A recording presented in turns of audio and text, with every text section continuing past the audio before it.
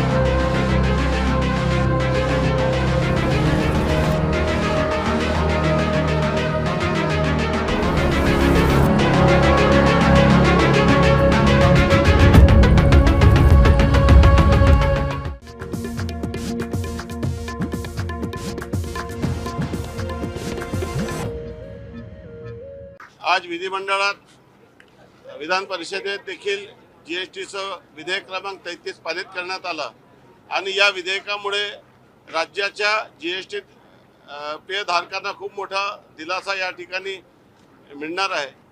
पहिला दुरुस्ती शासनाने जी केली ती कलम 15 मध्ये दुरुस्ती केली, त्यामुळे एखाद्या पुरवठादाराने जर डिस्काउंट दिला तो ॲग्रीमेंट असल्याशिवाय तो डिस्काउंट देता येत नव्हता, परंतु आता प्रत्यक्षामध्ये ॲग्रीमेंट नसताना देखील कोणी जर डिस्काउंट दिला तर त्याला ती सूट या ठिकाणी मिळणार आहे.